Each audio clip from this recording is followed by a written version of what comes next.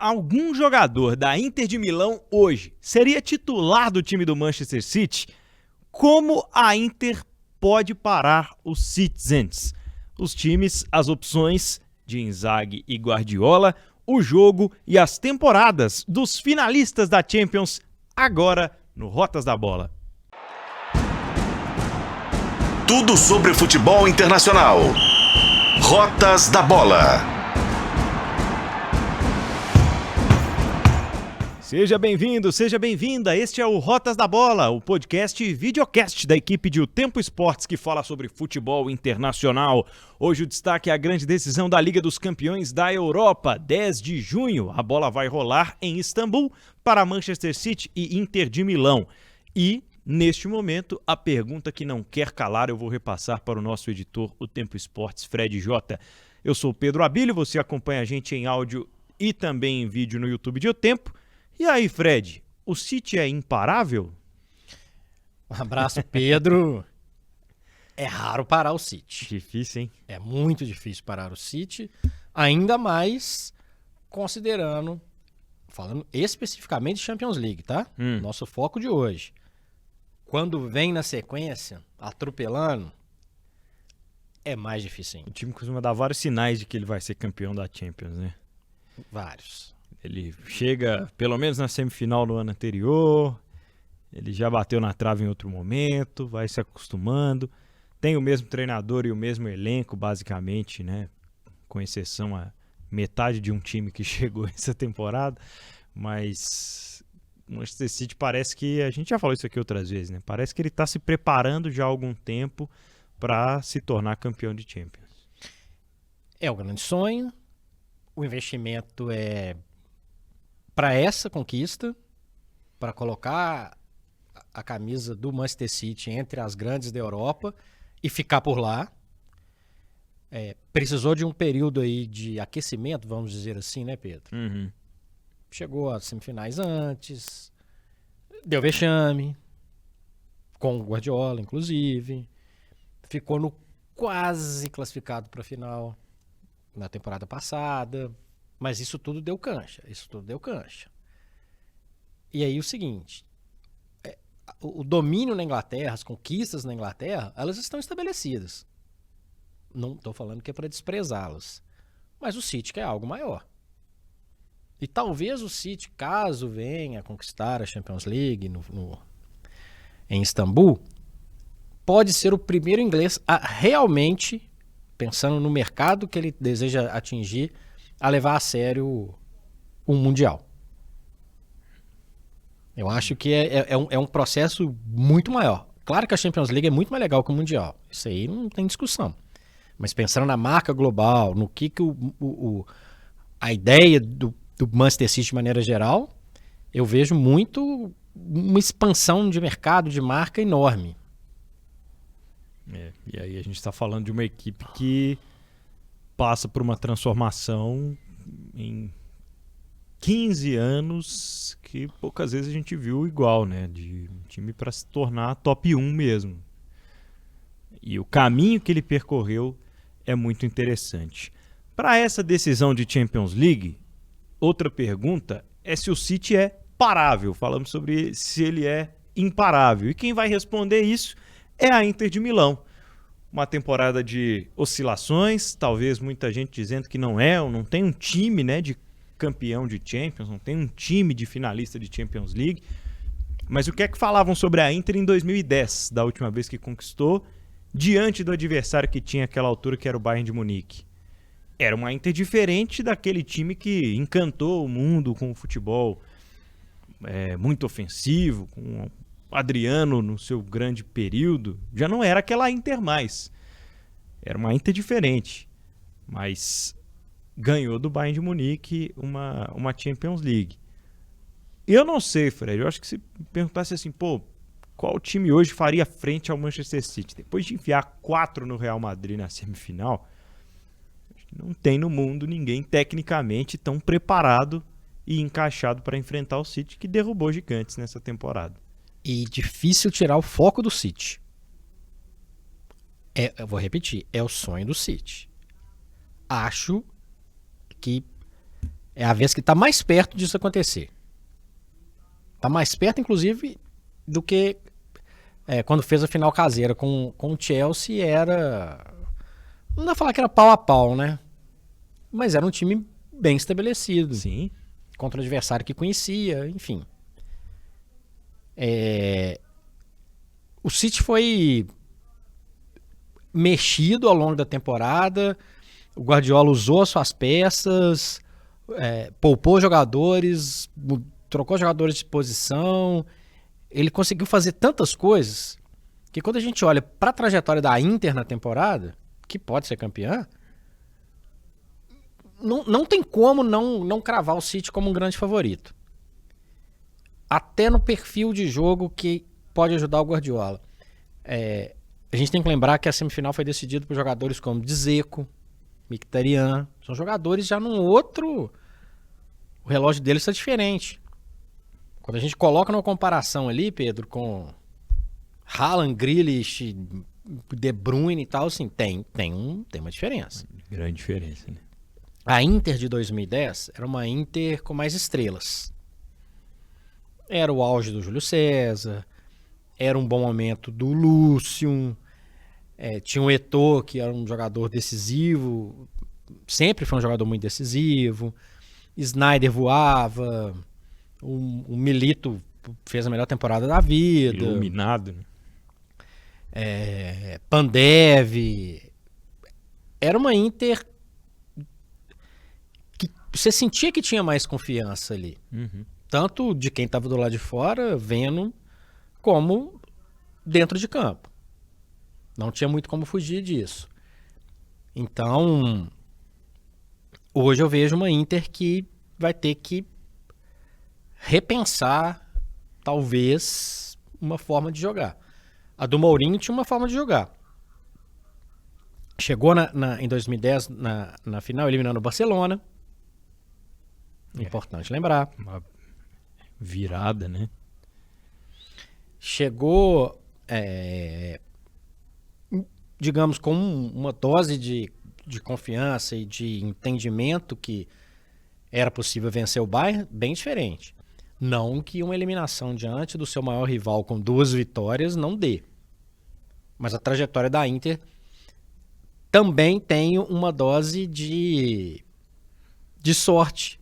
O sorteio trouxe um pouco de sorte para a Inter. A gente falou isso aqui, né? Né? O caminho não foi tão difícil. Né? Quer dizer, foi difícil, mas o caminho do City foi pior. Porto, Benfica e Milan. Lembrando que não é menosprezar o Milan, mas eles são acostumados a se encontrar, é um clássico. Eu até apostei no Milan. Eu achei que o Milan era um time mais consistente. Não deu. A Inter atropelou, inclusive, no primeiro jogo, ganhou de 2 e foi pouco.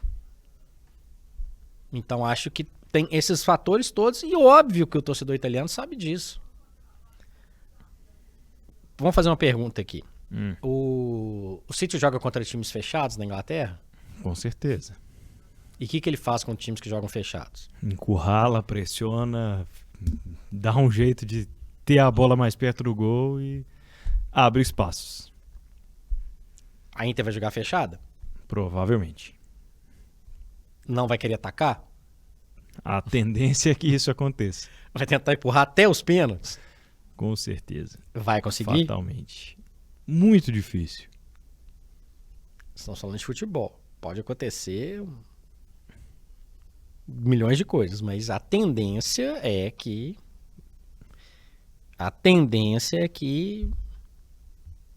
não aconteça. Então temos um favorito claro para essa decisão de Champions League. Tem. Vamos falar das trajetórias, né? O Fred citou em um momento aí a trajetória da Inter de Milão na Champions League é de 7 vitórias nos 12 jogos. A Inter veio de um grupo com o Bayern de Munique, né, na fase de grupos, e as suas 2 derrotas, né, são outros 3 empates, foram justamente para o Bayern, ainda na fase de grupos. Ficou em segundo no grupo C, talvez até para surpresa de alguns, porque viam o Barcelona com o Lewandowski, o Barcelona campeão espanhol, um Barcelona diferente do que foi o Barcelona da temporada passada, mas a Inter conseguiu ali se estabelecer e mandar o Barça lá para Liga Europa depois. E o Viktoria Pilsen era o outro time do grupo. O Dzeko fez 4 gols ao longo dessa Champions e, como o Fred disse, decisivo, né, na fase semifinal nos duelos contra o Milan. Tem um destaque que a gente pode chamar a atenção, que é o meio-campo, tanto para desarmar quanto para criar. A gente vai falar sobre isso aqui, mas em números, o Di Marco tem 5 assistências, é o líder nesse quesito. Na Inter de Milão é um número que chama atenção. Para mim, Fred, tem estabelecido também o seu melhor jogador nessa competição, o goleiro Onana. Que figura, que grande goleiro. E como ele foi importante também, né, no duelo, quando o Milan tentou crescer na semifinal, o Onana estava lá para colocar a Inter no seu lugar. Aliás, foi um grande duelo de goleiros, com o Manhã também fazendo bons jogos nas semifinais. Mas o Onana foi, para mim, um grande destaque assim, da Inter ao longo da campanha de Champions League. Certamente. Quando o goleiro é uma figura de destaque, a gente pode levar a pensar outras coisas.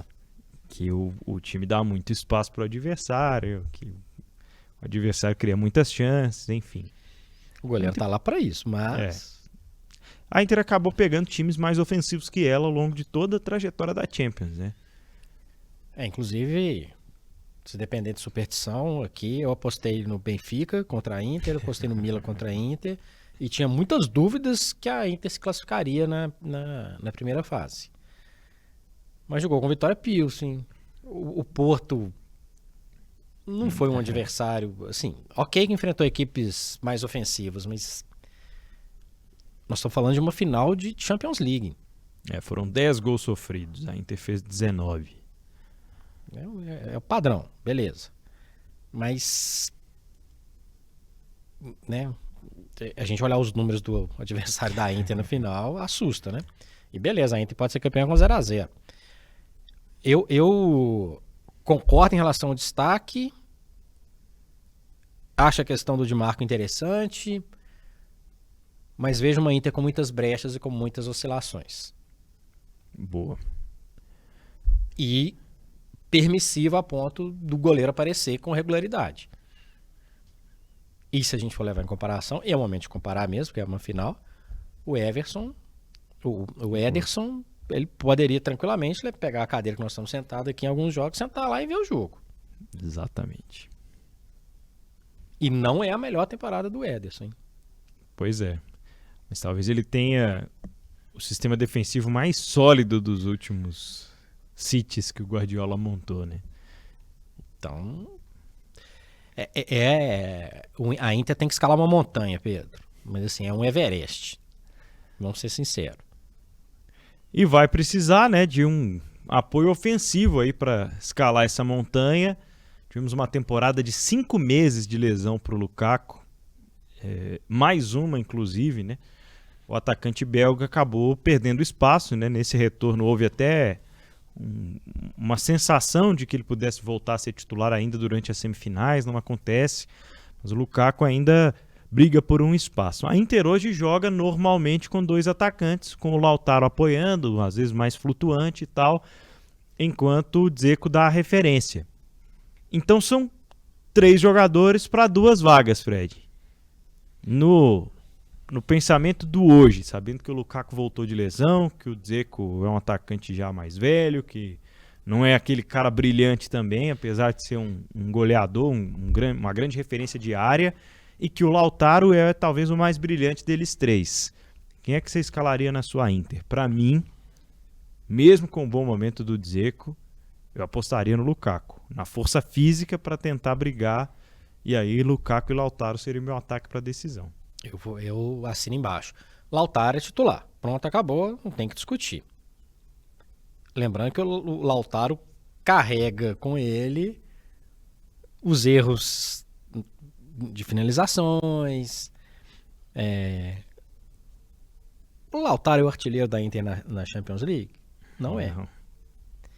E também não é o Lukaku. É o Dzeko. Mas o que eu fico pensando muito é o seguinte, em tese, vamos imaginar um City com 3 zagueiros. Um deles pode ser o Walker, que é um jogador de imposição física. Stones. Rubem Dias. Pra mim, um dos melhores zagueiros, se não for o melhor zagueiro da Champions League. É trombada. É trombada. Pensando nessa possibilidade, um jogador pra segurar mais a bola, Lukaku. Mas dá pra falar que a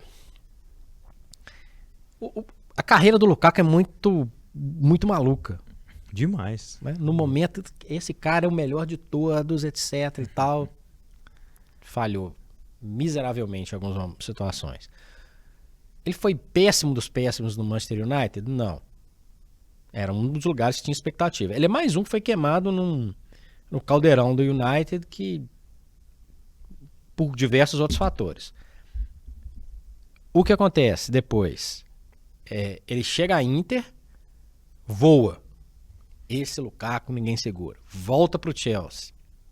Desaparece. Volta pra Inter.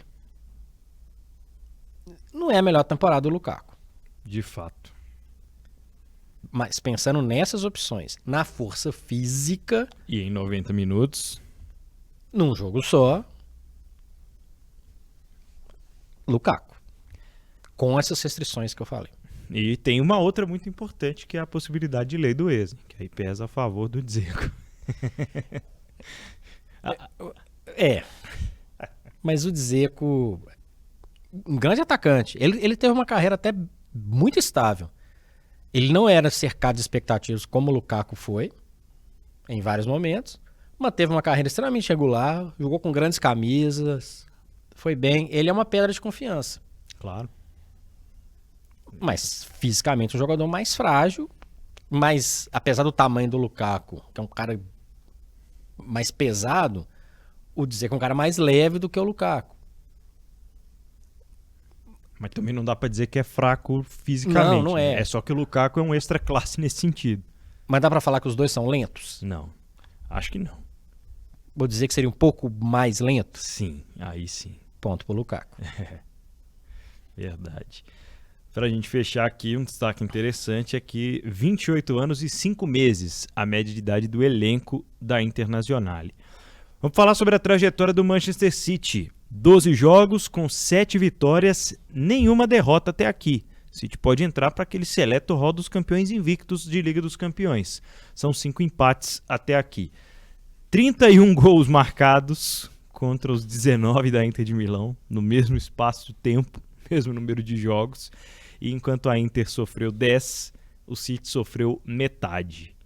Então marcou 11 gols a mais e sofreu 5 a menos em relação à Inter de Milão.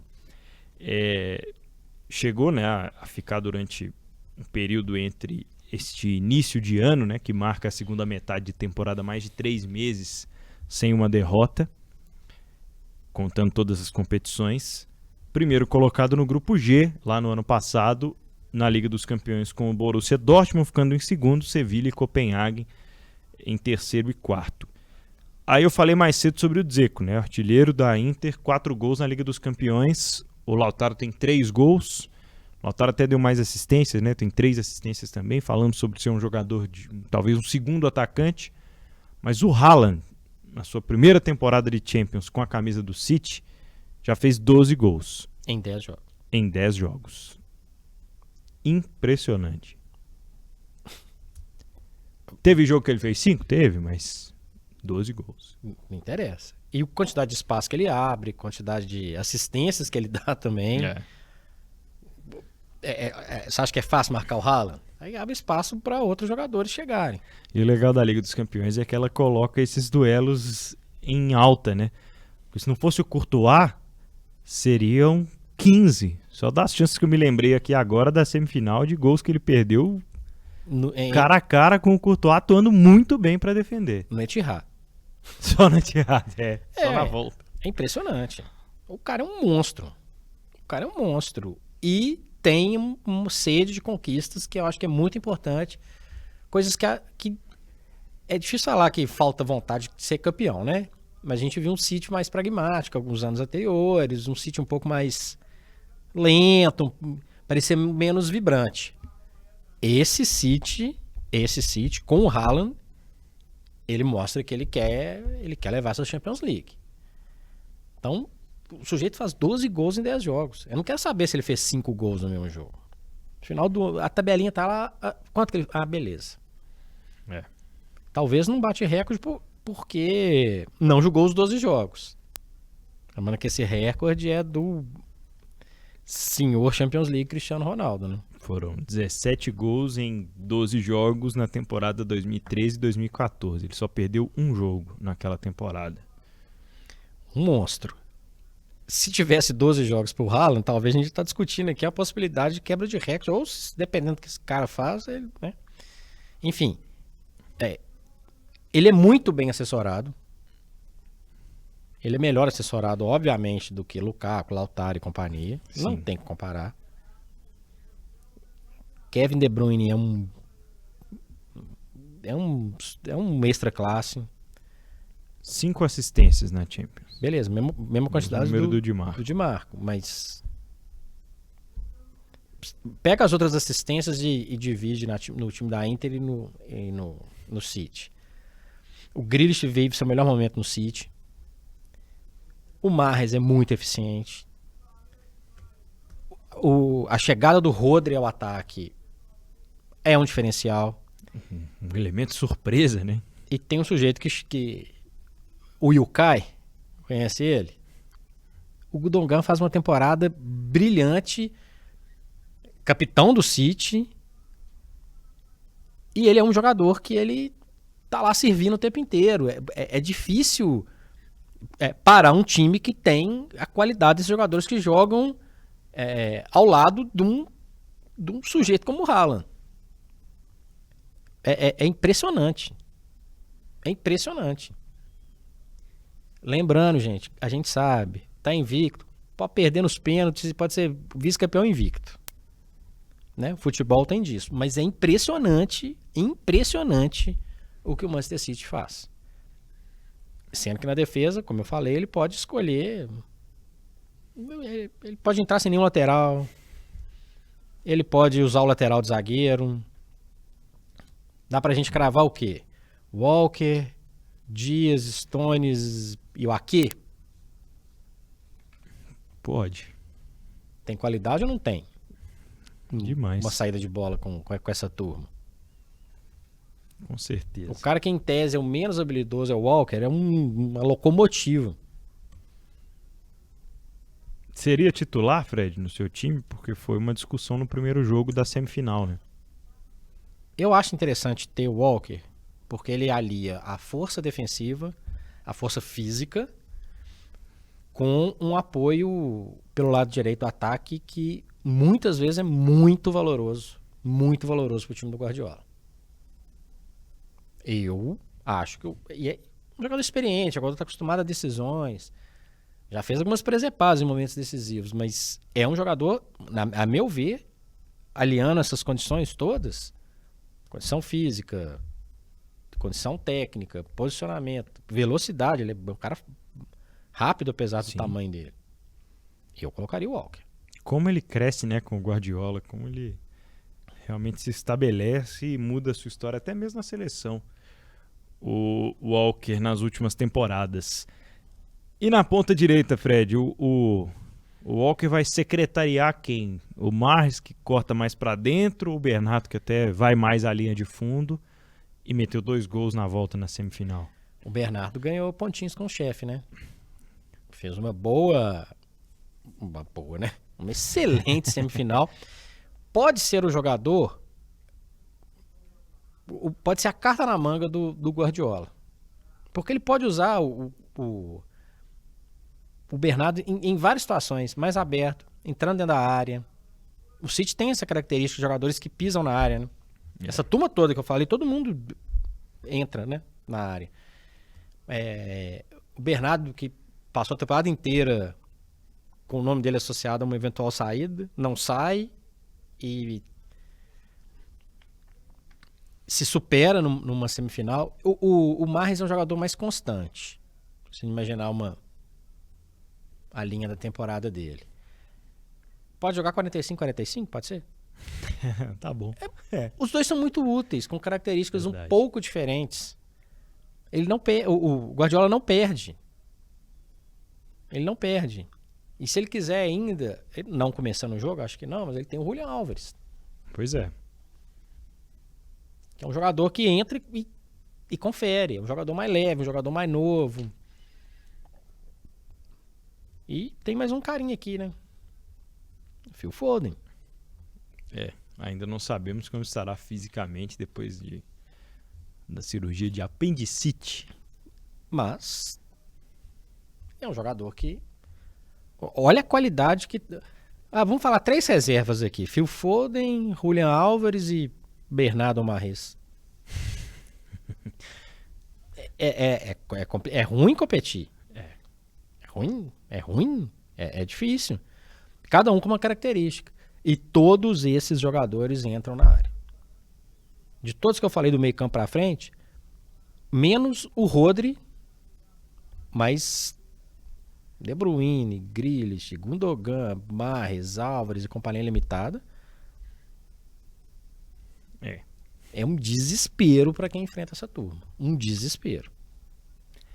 Muito bem, e eu falei da média de idade de 28 anos dos jogadores, 28 anos e 5 meses dos jogadores da Inter, o elenco do City com 2 anos, né? Com quase 2 anos aí a menos, 26 anos e 8 meses. É um time que tem jogadores como o Gundogan, né? Já mais velho, já mais experiente, mas que tem também jogadores como o Haaland, o Phil Foden, jogadores mais jovens, que dão muito vigor ao time do Guardiola também. Decisão de Champions League chegando e você já sabe, você pode palpitar sobre a decisão, testar os seus palpites enquanto o Guardiola e o Inzaghi testam as suas opções lá na KTO.com. Pode apostar aí em como vai ser o jogo, placar decisivo, né, o placar final, quem vai ser o campeão, entre muitos outros mercados. É só acessar KTO.com e palpitar para você brincar também participando da decisão da Champions League, viu, Fred? Pois é, e o que importa mesmo é que com a KTO você tem muitas maneiras de aproveitar o esporte e, o que é melhor, né, Pedro? Se divertir. Mas sempre brincando do jeito responsável. E se você tem mais de 18 anos, entra lá na KTO.com e faça o cadastro. KTO, onde a diversão acontece, Pedro Abílio. Agora nós vamos ver nesse podcast aqui, vamos montar o nosso time. Eu comecei o programa perguntando, algum jogador da Inter é titular no City hoje? E vamos descobrir aqui agora, com o melhor de cada um dos times prováveis, de cada um dos times mais utilizados pelo Inzaghi e pelo Guardiola ao longo da temporada 2022-2023. Vamos começar pelo gol e aí eu acho que vai ser talvez a maior polêmica. Onana ou Ederson? Fred Jota.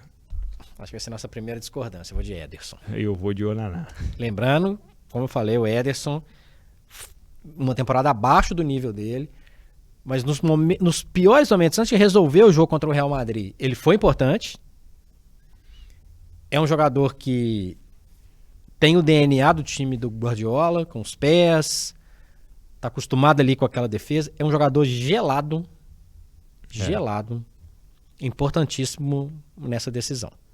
Eu acho só pela temporada, pelo contexto e principalmente pelo mata-mata de Champions, talvez o Ederson muito menos exigido, né? Mas quando foi exigido, gostei do que vi do Onana até aqui. O Ederson já teve temporadas melhores. Concordo. Como você falou. Eu até inverti a ordem aqui. Darmian ou Ake? E aí, simulando, né, uma defesa com os times jogam normalmente com 3 defensores, com 3 zagueiros. Uma defesa ali pelo lado direito.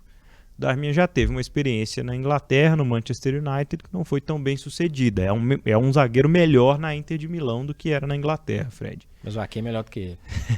O Ake vive, assim como outros jogadores do City, sua melhor temporada. Verdade. Em termos técnicos, em termos táticos, é a melhor temporada do Ake. Então, 2-0 pro City na minha relação aqui. O Damiano na Inglaterra, você lembra? Muito pouco. Então tá, só pra eu saber. Aí a defesa central. É difícil competir com esse cara, hein? Coloquei aqui o Acerbi, que é o jogador que normalmente joga mais ao centro na defesa da Inter, que muitas vezes usa até uma linha de 5, né? Ao contrário do City, que tem ali a linha de 3 bem estabelecida, e o resto é todo mundo que se vire revezando mais à frente. Mas o Rúben Dias é um dos grandes destaques desse Manchester City, né, Fred? O Rúben Dias hoje é o melhor zagueiro da Europa. Concordo. Eu fiquei pensando aqui, poxa, tem alguém que joga mais do que esse cara agora? Não achei. Então, pra mim, é o Rúben Dias. E na esquerda, Fred, o Akanji do City ou o Bastoni da Inter de Milão? Assim como o Akanji faz sua melhor temporada no futebol, não no futebol inglês, né? Mas no futebol europeu de maneira geral. Ele trouxe uma segurança que muitas vezes não se viu por aquele lado da defesa do City. Lembrando, como eu falei, tem o Walker, tem o Stones. Então, assim, isso aqui é uma possibilidade. Para ele mudar isso aqui, eu ainda acho que o Walker vai jogar. E aí eu acho que não interessa se joga o Walker, se joga o Ake, que até teve um problema físico, né, nessa reta final de temporada. Ambos melhores que o Darmian, ambos melhores que toda a defesa da Inter de Milão, né? Não tem como comparar.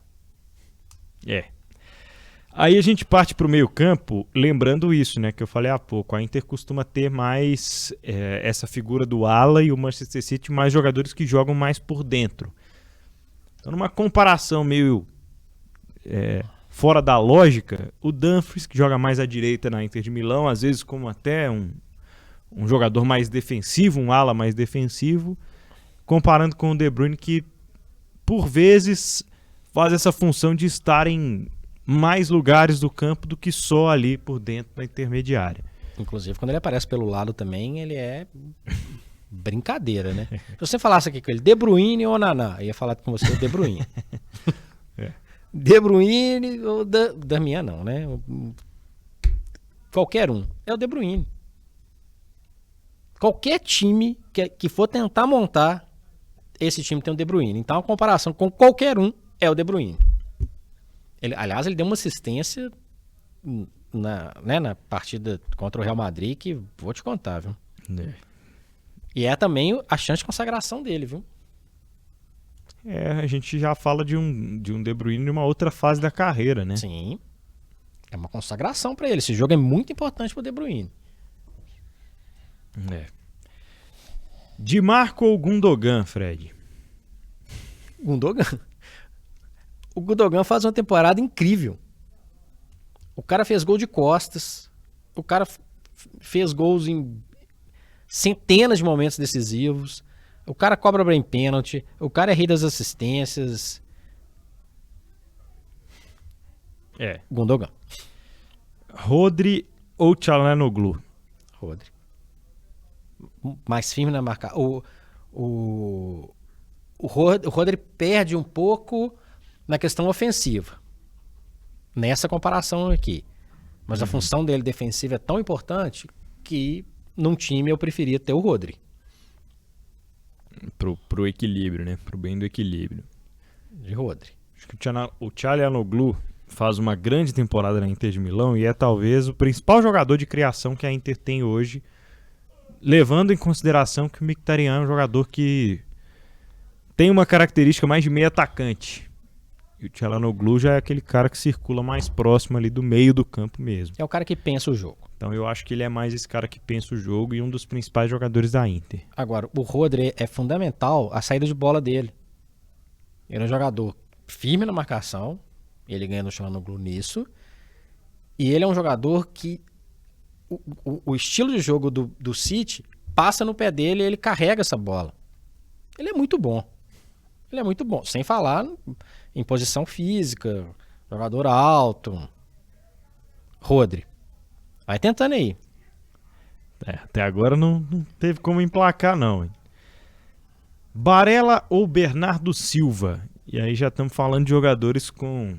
O Bernardo, por muitas vezes, ele foi mais ofensivo nessa reta final de temporada, mas há de se lembrar, foi às vezes até um Bernardo Silva volante no time do Guardiola. Né? Estamos falando de um multifunções, né? Quer pelo lado? Joga pelo lado. Recuar um pouquinho? Recua. Joga dentro da área, aí o cara faz 2 gols na semifinal da Champions League. Quer que eu responda? Sem necessidade, Fred J. Bernardo Silva. E a gente até falou dessa disputa, né, de Bernardo com o Mahrez, mas nos números eles têm mais jogos do que outros. Então a gente considera que são jogadores mais utilizados pelo Manchester City ao longo de toda a temporada. Mkhitaryan ou Mahrez, Fred Jota?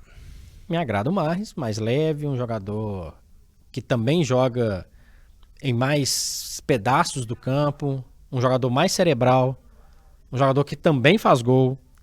A gente tem um Mkhitaryan que foi o Mkhitaryan teve uma boa carreira, a gente pode dizer isso. Teve. Mas não está no seu melhor momento. Ele já está naquela fase de um declínio e o Mahrez é melhor.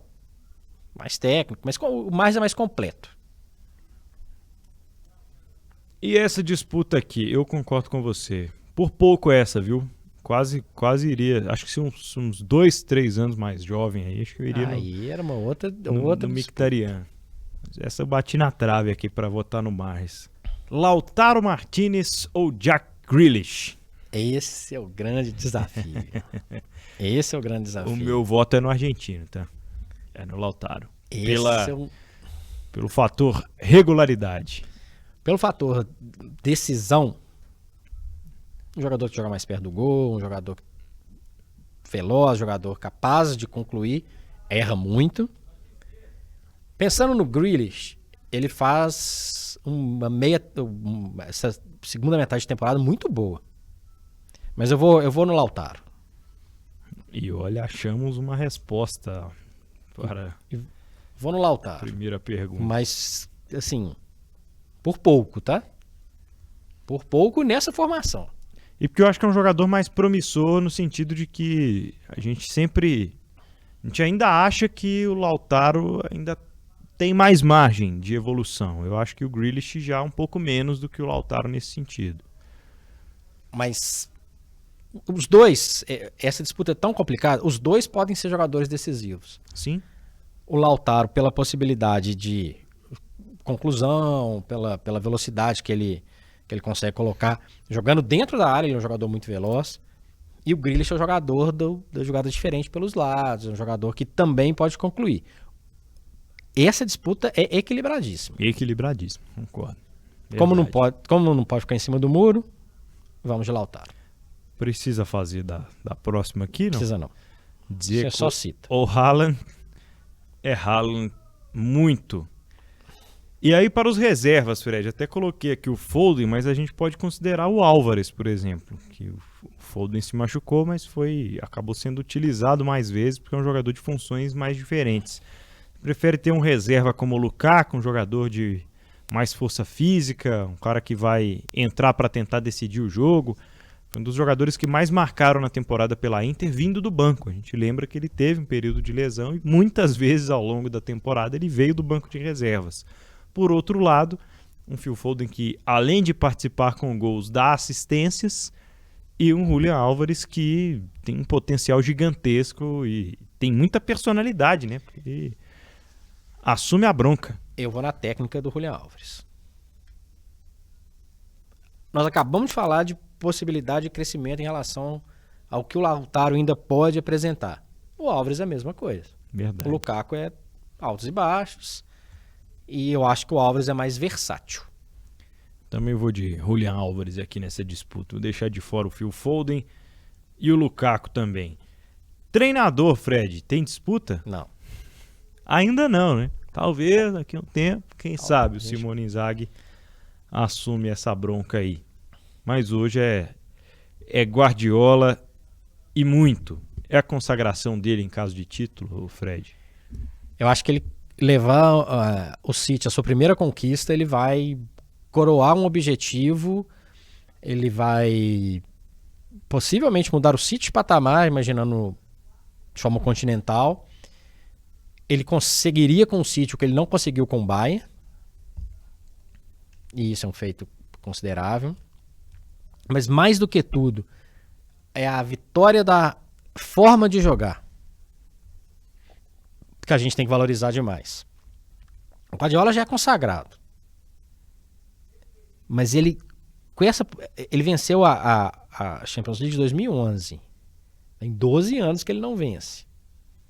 E muito criticado pela atuação dele nos times em jogos grandes, né? Fez algumas invenções, mexeu algumas peças, mas eu acho que ele hoje ele sabe o que ele não pode fazer. Sim. Então ele pode colocar como treinador sua terceira Champions no bolso e falar, olha, eu não venço só no Barcelona, eu venço sem o Messi. Todos aqueles mitos que passam pelo Guardiola é um atestado. Para mim o Guardiola é um monstro. O Guardiola é um monstro. Ele proporcionou momentos incríveis para quem gosta de futebol. Então eu acho que ele já é consagrado, mas ele vai colocar mais uma cerejinha. Aí para mim a dúvida vai ser daqui para frente. Ele vai colocar outras cerejas ou o bolo precisa de ter uma cereja só?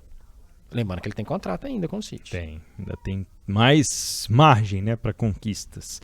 Aproveita que a gente está nesse assunto, deixa o seu comentário lá no youtube.com/otempo, você que já está aqui no videocast, deixa aí embaixo qual seria a sua seleção juntando os times de City e Inter. Com a diferença dos goleiros, né, eu votei no Onaná, o Fred ficou com o Ederson, Ake, Rubem Dias e Akanji, De Bruyne, Gundogan, Rodri, Bernardo e Mahrez.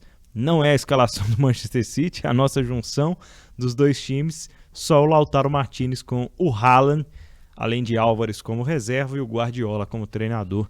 Só duas escolhas aqui do meu lado, uma só do lado do Fred, para a Inter de Milão. Não é que a Inter seja um time ruim, é que o City é muito acima de qualquer outro hoje, tecnicamente, no futebol internacional, Fred. Aí sentaria no banco o Álvares, o Grealish, o Walker, o Stones. Pode continuar escolhendo. Pode escolher. Vida muito dura para a Inter de Milão nessa decisão. Mas é futebol. Como o jogo é jogado, 90 minutos e, quem sabe, a prorrogação e as penalidades para conhecermos o campeão da Liga dos Campeões 22-23.